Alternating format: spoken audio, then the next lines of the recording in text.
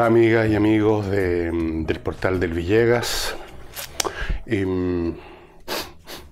Vamos a comenzar esta emisión, no sé si llamarla programa, examinando el diálogo que se produjo, o la discusión, o el debate, otra palabrita que se puso de moda, el debate, entre el ministro Chadwick y la señora Emilia Nullada en el Congreso, en el contexto de la interpelación de que fue objeto el ministro por los asuntos asociados a la muerte del señor Catrillanca.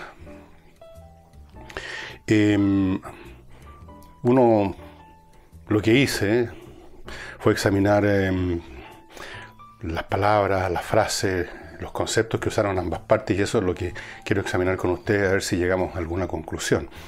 Voy a primero concentrarme en la señora Nullada, o Nullado. En ella abundó la insistencia en el tema de la responsabilidad política. A cada momento repite 2, 3, 4, 5 veces. ¿Y qué pasa con la responsabilidad política? Usted no está respondiendo sobre el tema de la responsabilidad política, una y otra vez. Después habló del dolor acumulado de su pueblo, porque ella tiene aparentemente, total o parcialmente, una ascendencia mapuche. Luego habló de la persecución, en varias oportunidades, la persecución, o usando esa palabra u otras, persecución del pueblo mapuche. Y habló de los prejuicios contra el pueblo mapuche. Y más o menos se dio vuelta en esos conceptos, distintas formas de decirlo. Por su parte, el señor ministro del Interior, el señor Hernán Chadwick, primero dijo que los hechos que le habían informado en primera instancia respecto a la muerte de Catrillanca eran falsos. Ahí hay una información de frentón. Después habló de construir un camino de paz, desarrollo y respeto en la Araucanía. Expresó de varias maneras y en varias oportunidades sus penas, sus sentimientos, fue la palabra que usó, por la muerte del señor Catrillanca. Dijo que se estaban tomando medidas, me imagino que se refiere medidas para generar una nueva actitud en Carabineros. Y de hecho hoy día comenta el señor director de Carabineros, el titular que estoy leyendo aquí dice: no podemos seguir por el camino equivocado de la mentira y del abuso de poder. Y por supuesto habló de la diversidad, que es una palabra que es un clásico, que tiene que estar en toda peroración hoy en día, hablar de la riqueza de la diversidad. Eso es un must. Dijo que lamentablemente sí hay terrorismo en la Araucanía, y en eso se dieron vuelta, y me gustaría examinar una por una estas cosas, o por lo menos varias de ellas. En primer lugar, ¿qué quiere decirse cuando se habla de asumir la responsabilidad política? La única cosa que puede significar eso es pedirle a alguien la renuncia. La responsabilidad política se supone que si un subordinado, aunque esté a miles de kilómetros de distancia y uno no pueda tener conocimiento de cada acto, cada paso que da en la vida o en su trabajo, pero como uno es el jefe, aunque sea indirecto, ni siquiera uno lo nombró, en este caso uno no lo hizo entrar a la escuela de carabinero, uno no lo convirtió en carabinero, uno no lo vigila todo el día, pero igual se supone que el ministro del Interior es responsable por lo que hagan todos sus subordinados en cualquier circunstancia. Y por lo tanto, cuando se pide responsabilidad política, se está diciendo que es culpable, que tiene que hacerse cargo de una culpa, y que como tal, asumiendo esa culpa, el paso siguiente es renunciar. Eso es lo que significa, porque fuera de eso no significa nada. Responsabilidad política es una frase, otra de las muchas frases hechas del mundo de la política, en este caso un eufemismo para decir renuncie, señor ministro. Eso. Después, el dolor acumulado del pueblo mapuche. Todo el mundo habla del pueblo mapuche, y supongo que la señora Nullado, por el hecho de tener una herencia étnica mapuche, se sentirá con mayor autoridad, pero aquí se habla del pueblo mapuche, se le asocian o se le imputan que tienen dolores acumulados, que el pueblo mapuche tiene tales o cuales derechos, que el pueblo mapuche es perseguido, o que el pueblo mapuche no es mirado con respeto. Y resulta que el pueblo mapuche, esta frase, pueblo mapuche, es meramente una frase que hace referencia a un colectivo del cual lo ignoramos todo. Nadie le ha preguntado a esta entidad, que tal vez como pueblo, o sea, como un colectivo específico, no existe, sino que es un agregado estadístico de personas con cierta etnia, pero que tienen costumbres, o pueden tener conductas, o pueden tener valores que no tengan nada que ver con los que supuestamente tenía o tuvo el pueblo mapuche. Yo creo que es el caso de la enorme mayoría de las personas. Como hablar del pueblo mapuche sería como, no sé, buscar qué herencia étnica uno tiene y asumir que uno es parte de ese pueblo. No tiene nada que ver. Nosotros somos parte de un estado que se llama Chile, de una sociedad que se llama Chile. Y si acaso de un pueblo Chile, no sé. Pero por último somos parte del pueblo chileno. Eso del pueblo mapuche tampoco se ha investigado. Asumiendo que existiera realmente un pueblo mapuche en el sentido que cada persona o casi todas las personas de herencia étnica mapuche comparten un montón de valores y se sienten parte de una comunidad, asumamos eso para seguir el argumento. El hecho es que a ese pueblo mapuche no se le ha preguntado absolutamente ninguna cosa. La CAM no le ha preguntado ninguna cosa, el gobierno no le ha preguntado ninguna cosa, los señores periodistas tan buenos para poner los ojos en blanco no le han preguntado ninguna cosa. Nada. Entonces, esta entidad ficticia, hasta este momento, en el uso que hacen los que usan esa expresión, no se le puede adjudicar que persigue, o que está siendo perseguida, o que tal o cual cosa. Me parece a mí que eso es un abuso de confianza intelectual. Aquí lo que hay son otra cosa, ya vamos a hablar de eso. Respecto al señor Chadwick, se notó en el tono y en las palabras que usó un cuidado infinito, andaba en punta de pie para no aparecer como agresivo o hostil contra, otra vez, el pueblo mapuche, que se supone que está siempre presente como referente de todo lo que se diga. Hablar de construir un camino de paz y desarrollo, por supuesto, no es decir absolutamente nada. Uno puede usar esa frase en cualquier circunstancia. En un discurso, un parvulario, uno podría decir: queremos construir con usted el día de mañana un camino de paz y desarrollo. Podemos hablar mañana con la Sociedad Nacional de Agricultura y decirle: queremos construir con usted un camino de paz y desarrollo. Podemos hablar mañana con un club de jugadores de ping-pong y podemos decirle: queremos construir con usted un mañana. Se puede usar, es multiuso, un comodín, no dice nada. Y por eso se puede decir en cualquier contexto, no agrega nada. Su pesar por el señor Cachillán, que lo expresó varias veces, una vez más aquí esta manifestación de tratar de no generar hostilidades, y luego las medidas para una nueva actitud en Carabineros es el tema que estamos conversando ayer, que me parece a mí que en principio, en teoría, en el pizarrón, suena bien, como tantas cosas en la vida, como el camino de paz y desarrollo. Decir que hay que controlar, que hay que evitar los abusos, que tiene que haber respeto a los derechos humanos, todo eso está... ¿Quién podría decir no? Carabineros no tiene que respetar los derechos humanos, Carabineros tiene que ser abusivo. Nadie está diciendo eso, nadie podría decirlo. Pero como explicamos ayer, me parece que lo expliqué, estas consideraciones, cuando se empiezan a aplicar dentro de una organización y empiezan a entrar en un grado cada vez mayor de minuciosidad, porque hay que justificar la existencia del organismo, de las personas que estén haciendo eso. Entonces empieza, ya no basta el ABC, sino que vamos buscando más y vamos penetrando más. Esas mecánicas son conocidas. Pueden llevar, y llevan de hecho a instituciones que están bajo esos controles, al inmovilismo, porque nadie se atreve a hacer nada. Tratan todos de hacer lo menos posible porque cada acto está preñado de peligro. Es decir, es como moverse por un campo minado. ¿En qué momento uno va a pisar o va a pronunciar la palabra indebida de acuerdo a las orejas vigilantes de los que están a cargo del organismo contralor, de la moral, de las buenas costumbres, de los derechos humanos? Entonces lo considero que es potencialmente, todo depende de cómo se hagan las cosas, por supuesto, complicado.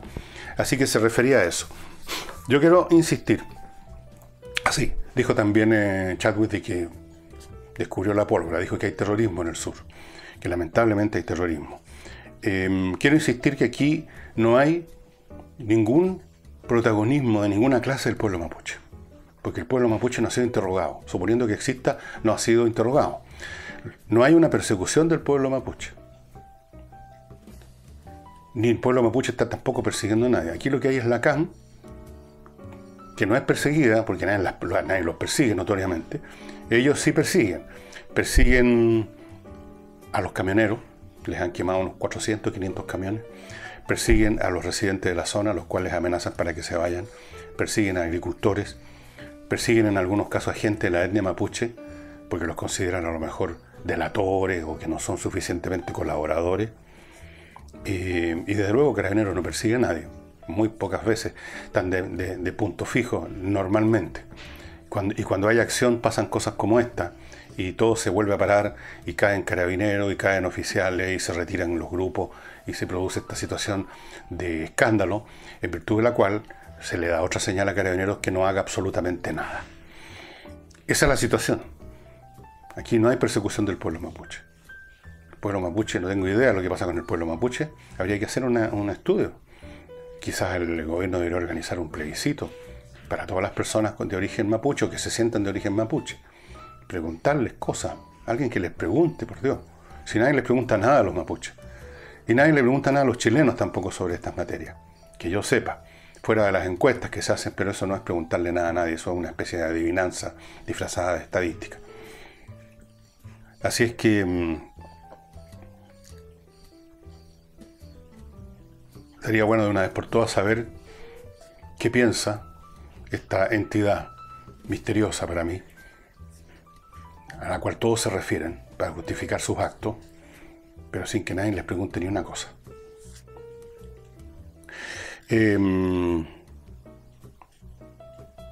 A propósito, porque esto sigue teniendo efectos, a propósito del pacto que no se va a firmar de las Naciones Unidas, el pacto por las migraciones, me voy a referir en unos instantes más, pero antes, cumpliendo satisfactoriamente, espero, con mi deber, les recuerdo Eternal Love. Y se los recuerdo una vez más porque yo sé que muchos están ya, los que tienen plata, no es mi caso, pensando en los regalos de Pascua. Y Eternal Love es un lugar donde ustedes van a encontrar con toda seguridad más de alguna cosa interesante para regalar a su polola, a su señora, pareja, qué sé yo. Eternal Love es una tienda de joyas que se especializó en diseños especiales sobre todo. Están hechas, por supuesto, como se hace con toda joya de verdad, con metales preciosos, eso hay que darlo por descontado.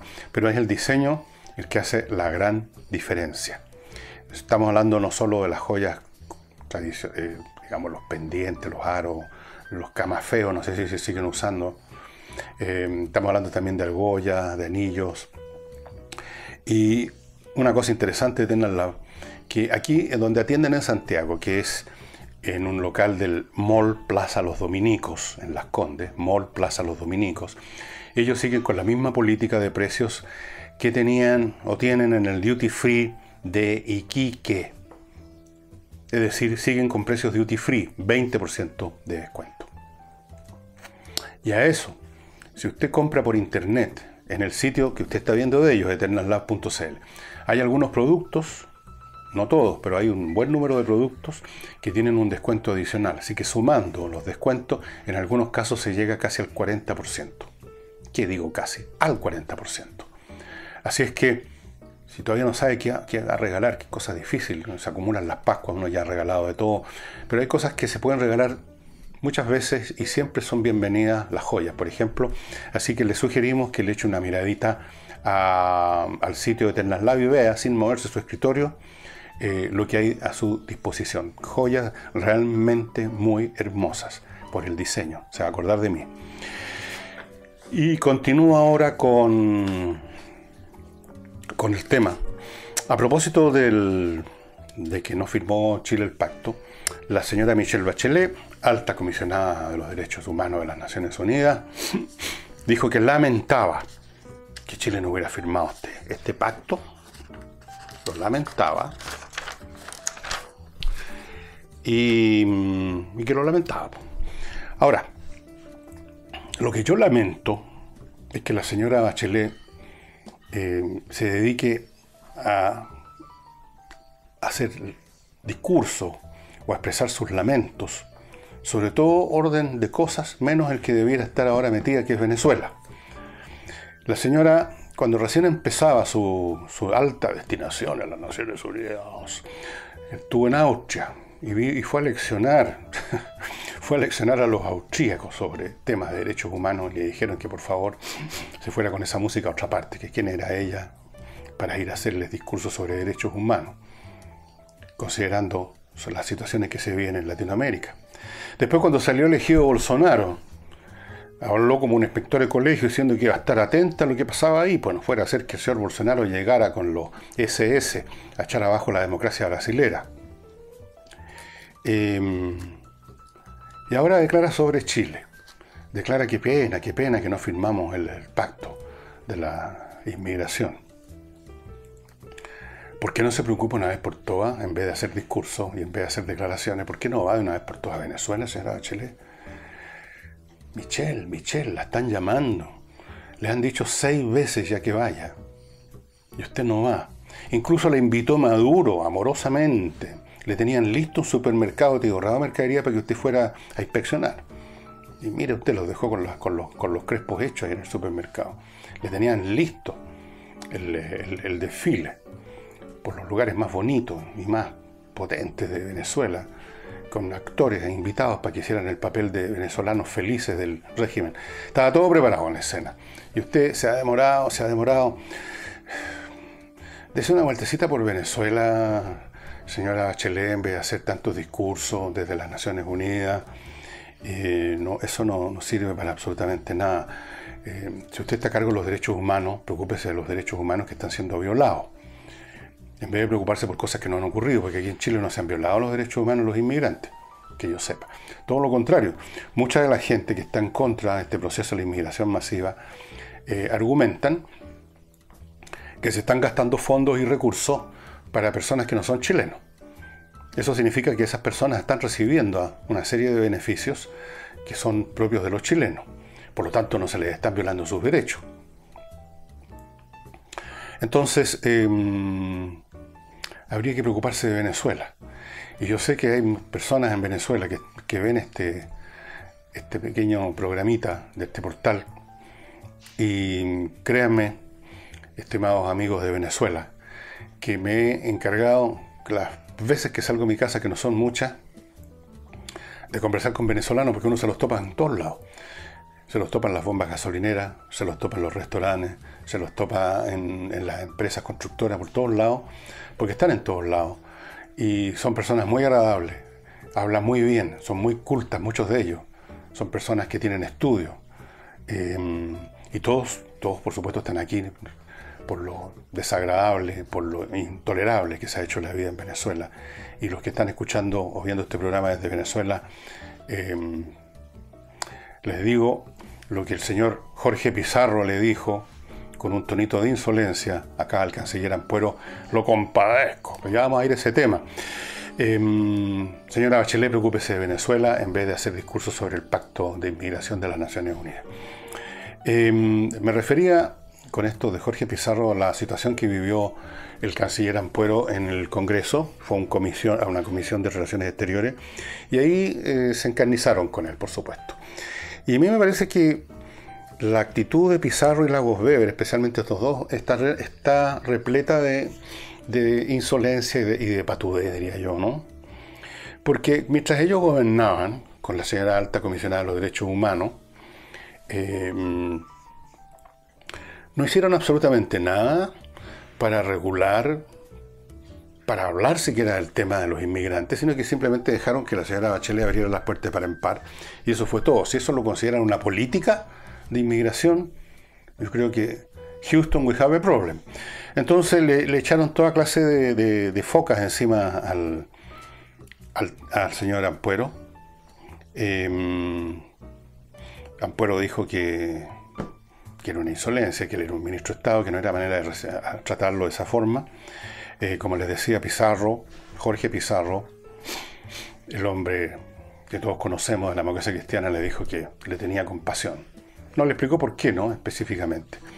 A mí me parece que esas actitudes que toman algunas personas, que muchas veces no son genios deslumbrantes, claramente, muestran que en cada oportunidad en que se sienten que están en el terreno de ellos, se dan estos gustitos pencas, menores, ¿no es cierto?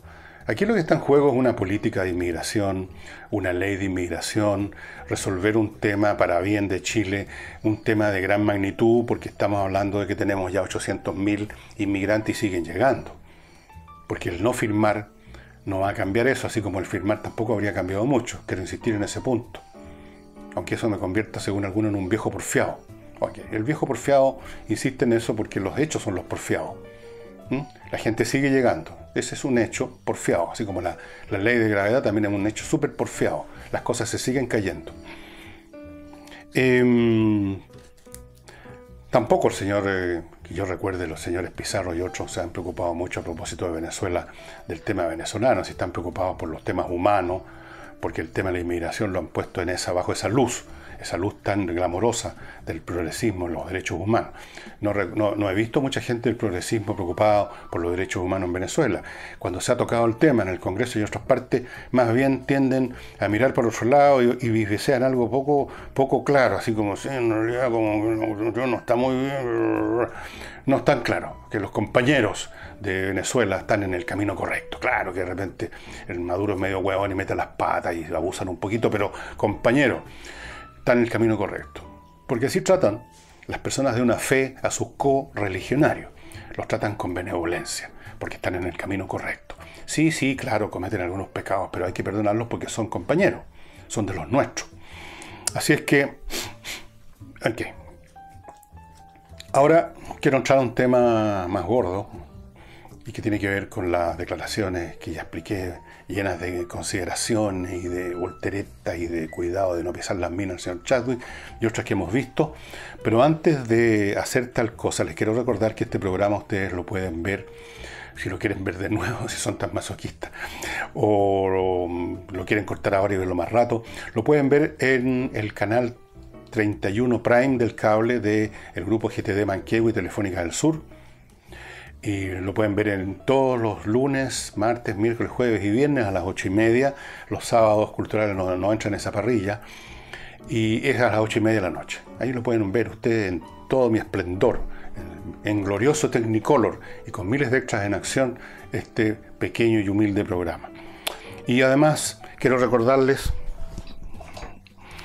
quiero hacerles ver, para satisfacción de mis enemigos, que el pobre viejo porfiado no ha sido capaz todavía de desarmar este puzzle de madera, ni falta que hace, para hacerme, sin caer en la rotería de cortarlo con una tijera, de esta botella, aunque normalmente yo creo que finalmente voy a caer en esa rotería. Este es uno de los productos del vino personalizado, que es esta viña tan interesante que produce un vino muy rico y que entrega este beneficio entretenido de que usted puede diseñar la etiqueta en la parte de atrás y de adelante con el texto que quiera y con el mono que quiera. Puede ser un diseño que usted sacó de algún lado, o puede ser un diseño que a usted se le ocurrió, a lo mejor el dibujo de uno de sus cabros chicos. Puede ponerle el nombre que quiera, Viña Sant'Eduigi o Don, qué sé yo. Es un bonito regalo. Ya estamos acercándonos a la Pascua rápidamente. Estamos todos con la idea de qué hacer para regalarle algo que valga la pena con las 10 lucas que tenemos para hacer regalos. Bueno, aquí tenemos un hermoso regalo, un bonito regalo. Nunca va a estar de más una botella de vino. Los chilenos no somos un pueblo con millones de virtudes, para que estamos con payasadas. Pero una de las que tenemos es que nos gusta el vino tinto, en general. No todos, pero a la gran mayoría, y siempre ha existido la muy buena costumbre en Chile de regalar en las fiestas, cuando uno llega a una comida, cuando llega a una casa, uno va con una botella de vino, y para la Pascua también, ¿por qué no? Para los cumpleaños. Es un regalo para toda ocasión, siempre bienvenido. El vino es muy bueno, el poder diseñar la etiqueta como usted quiere es súper entretenido, y todo lo que usted tiene que hacer para ponerse en contacto con esta viña es tomar en cuenta estos datos que están a mi izquierda. Ahí hay unos teléfonos, me parece, también. Usted se pone en contacto con ellos, ordena, puede ser una botella. Puede partir de una botella, no es necesario que usted pida un camión. Puede partir con una botella y se lo van a dejar en el lugar que usted pida. Así que es un bonito regalo, es perfectamente accesible desde el punto de vista del costo. no es ninguna cosa del otro mundo. Un gran vino, se los aseguro, porque yo ya me tomé algunos ejemplares de esta viña. Y el tema que quiero tocar, tal vez lo haya tocado antes, pero los temas permanecen y por lo tanto los análisis siguen siendo vigentes. Hay muchas personas, y yo me incluyo, que por momentos y a veces por largo rato y a veces todo el tiempo se sienten irritados por las conductas de este gobierno. Porque dicen, elegimos a Piñera y a toda su gente para que terminara con las prácticas de la nueva mayoría. Por eso lo elegimos, para acabar con todos estos discursos ineptos sobre las transformaciones profundas, para acabar con estas conductas que llevan a la paralización de la inversión y a un decaimiento de la economía, que significa que uno pierde la pega, o que uno no obtiene aumento de sueldo, o que uno vive en el temor de perder la pega, o que el negocio se está yéndole como las pelotas. Miles de efectos que todos lo vivimos y los vimos en esos los años de la alta comisionada de los derechos humanos. Entonces dicen, bueno, ¿para qué lo elegimos entonces si estamos viendo lo que hacen las mismas cosas, que tienen los mismos discursos, que caen en las mismas prácticas, que anda abuenándose con todo el mundo? Claro, yo también me irrito. Es irritante. Pero dejemos por un momento la irritación y tratemos de analizar las cosas. ¿Se acuerdan ustedes lo que sucedió con el gobierno de Patricio Aylwin? El gobierno de Patricio Aylwin, por supuesto hay grandes diferencias entre un caso y otro, pero también fue un gobierno que llegó para reemplazar una situación que ya no queríamos tener. Gran parte de Chile, no todo Chile, pero gran parte de Chile quería terminar con el gobierno militar, quería terminar con el régimen de Pinochet, y cargó en el ómnibus de Patricio Aylwin todas sus ilusiones y todas sus esperanzas. No solo se iba a terminaba el gobierno de Pinochet, sino que se iniciaba, ¿cómo lo llamaron? Ya viene la alegría. Eso era, la alegría, venía la democracia a todo chancho, venían puras maravillas. Todo el mundo se hizo esperanza porque la facilidad con que la gente se hace esperanza es realmente extraordinaria. Es bueno porque eso nos permite seguir cascando en esta vida llena de dolores, el estar siempre haciéndonos esperanza. ¿Y qué pasó después con el gobierno de Patricio Aylwin? ¿Qué se le ha criticado años después? Se le ha criticado que entraron en millones de transacciones, que no cumplieron, que pudieron haber sido más revolucionarios, más democráticos, o más de esto, lo otro, y que entraron en componenda con los militares, entraron en componenda con los empresarios, entraron en componenda con los gringos, entraron en componenda con Dios y con el diablo. ¿No es así? Y en el discurso, en la campaña presidencial, escuchamos a varios genios deslumbrantes hablando de lo traidor, o lo transaquero, o lo frustrante que había sido el gobierno, y ahí agarraron en el paquete, metieron a todos los adultos, estos viejos de mierda que hacen estos gobiernos, repletos de acomodamientos y de... ¿Sí o no? ¿Y qué fue lo que pasó con el gobierno de Patricio Aylwin en realidad? Lo que pasó con el gobierno de Patricio Aylwin es que era un gobierno que tenía que hacer lo que hace todo gobierno con dos dedos de frente, tomar en cuenta la realidad y hacer lo mejor posible para que no quedara un estropicio mayúsculo. Eso fue lo que hizo el gobierno de Patricio Aylwin, y eso fue lo que hicieron con distintos grados y énfasis todos los gobiernos de la Concertación. Y fueron buenos años, o se nos olvidó, fueron buenos años los de la Concertación, tranquilo, se crecía, con chansacas y todo. Porque la política de verdad es la política de lo posible, y no la política de los niñitos que escriben en el pizarrón un par de tonterías y creen que todo el mundo tiene que correr a cumplir eso. Y eso fue.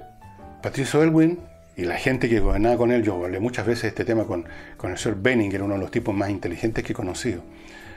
Tenían que hacer eso, pues. Porque el primer deber de cualquier persona responsable que está a cargo de un gobierno es tratar de mantener la tranquilidad, la paz, que no quede la crema, que no nos agarremos cuchillazo. Tuvo que tratar con la realidad. Bien, de otra manera, con otro contenido, en otro momento histórico, a Piñera le pasa exactamente igual. Se encuentra con una realidad con la cual tiene que tratar.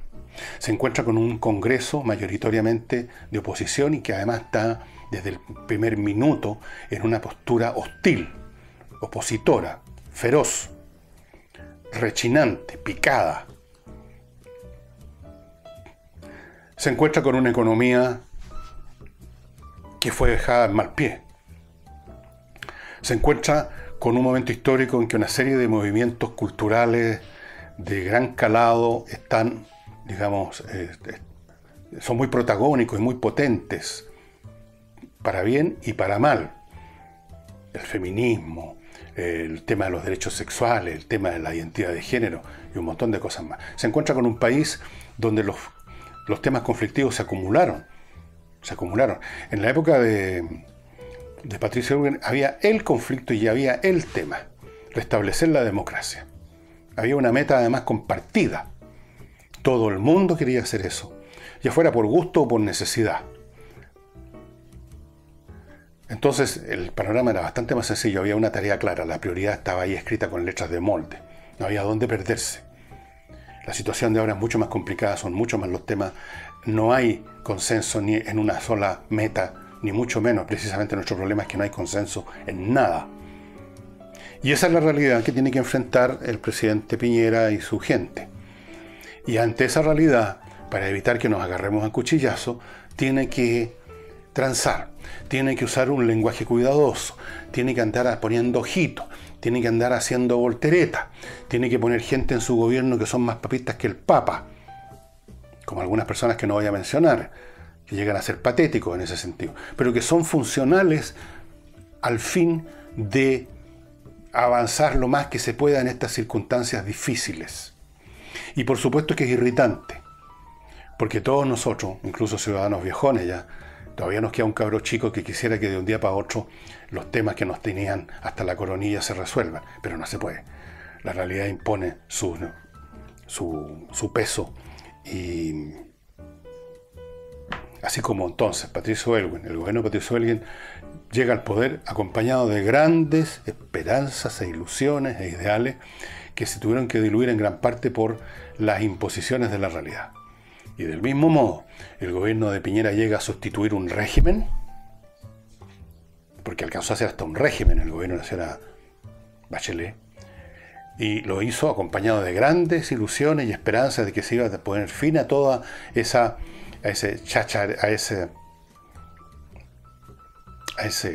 discurso y a esas prácticas de las transformaciones profundas.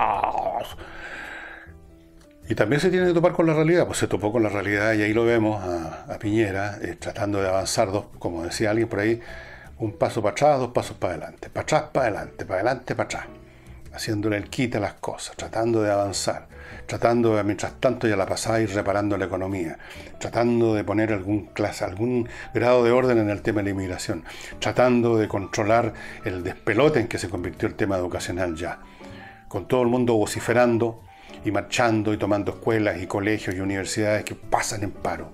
¿Y qué se hace ahí? A los que reclaman, les pregunto yo, ¿qué pretenden que haga Piñera? ¿Que se convierta en Pinochet?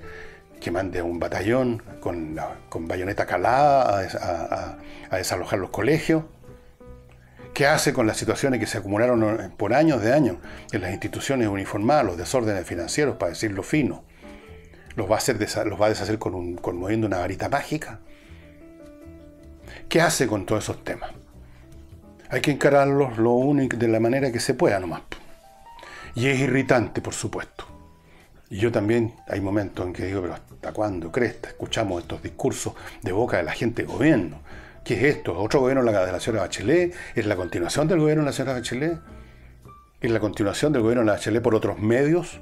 Como diría ese señor, el autor de Der Krieg, de la guerra. No, pues, es la realidad nomás. La realidad es así en todo orden de cosas, en nuestras vidas privadas y colectivas. Nos pone obstáculos por todos lados y los planes, los proyectos, los programas y las agendas son las primeras cosas que se derrumban ante the fog of war, en este caso, la niebla de la realidad. Y dicho eso, termino mi prédica recordándole a mis amigas y amigos que ven este programa que no perdamos de vista el cuadro general. Chile, en medio de un mundo que está envuelto en situaciones brutales de conflicto, de guerra, de amenazas de guerra, vivimos en relativa paz. No perdamos de vista nunca ese hecho fundamental.